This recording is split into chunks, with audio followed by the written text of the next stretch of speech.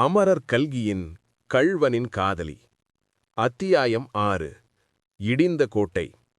கொள்ளிடத்து அயன்கரைச் சாலை இருபுறத்திலும் செழிப்பான புளிய மரங்கள் வானை அளாவி வளர்த்து, கிளைகள் ஒன்றோடொன்று அடர்த்தியாய் பின்னி கொட்டாரப்பந்தல் போட்டது போல் நிழல் தந்து கொண்டிருந்தன. சாலையின் ஒருபுறத்தில் கண்ணு கெட்டிய தூரம் வயல்களும் வாய்க்கால்களுமான மருத நிலக்காட்சி. சில வயல்களில் பயிர் நட்டாக்கிக் கொண்டிருந்தது. வேறு சில வயல்களில் பயிர் வளர்ந்து பசேலென்றிருந்தது. இடையிடையே குளிர்ந்த தென்னந்தோப்புக்கள்.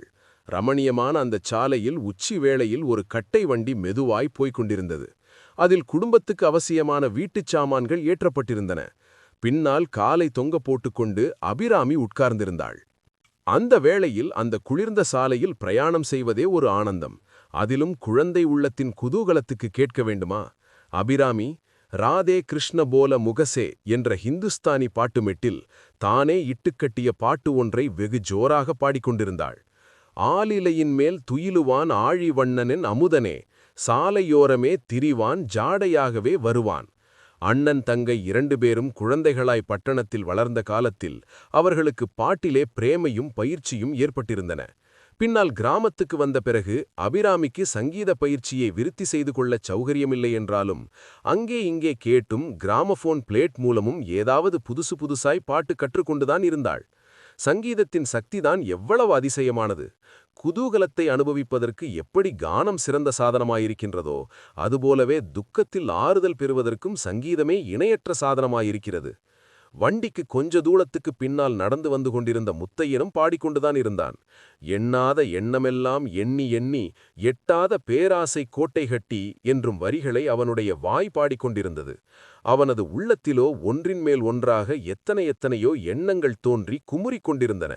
எந்த ஊரிலே உள்ள ஒவ்வொரு மரமும் செடியும் கொடியும் அவனுடைய உற்ற துணைவர்களைப் போல் அவ்வளவு தூரம் அவனுடைய அன்பை கவர்ந்திருந்தனவோ, அந்த ஊரினுடைய மண்ணை உதறிவிட்டு அவன் இப்போது போகிறான். அதை நினைத்தபோது அவனுடைய கண்களில் ஜலம் துளித்தது. ஆனால் ஏதோ ஒரு வேலை என்று ஆகி இனிமேல் பிற்கால வாழ்க்கையை பற்றி கவலையில்லாமல் இருக்கலாம் என்பதை எண்ணியபோது ஒருவாறு ஆறுதல் ஏற்பட்டது. கட்டிய ஆகாய கோட்டையெல்லாம் என்ன ஆயிற்று?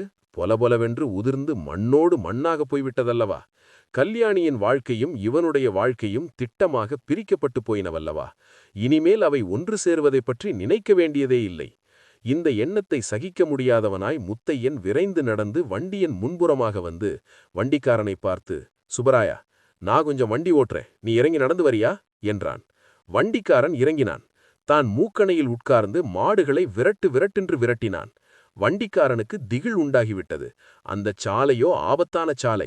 2 பக்கமும் கிடுகிடு பள்ளம். ஒருபுறம் நதிப்படுகை, மற்றொரு புறம் வாய்க்கால். மாடு கொஞ்சம் மிரண்டாலும் வண்டிக்கு ஆபத்துதான்.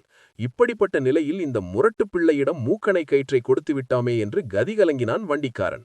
ஐயா, ஐயா, நிறுத்துங்கய்யா, கொஞ்சம் நிறுத்துங்க பிள்ளை, உங்களுக்கு புண்ணியமாய் போகும் என்று கூவிக்கொண்டே லொங்கென்று ஓடி வந்தான்.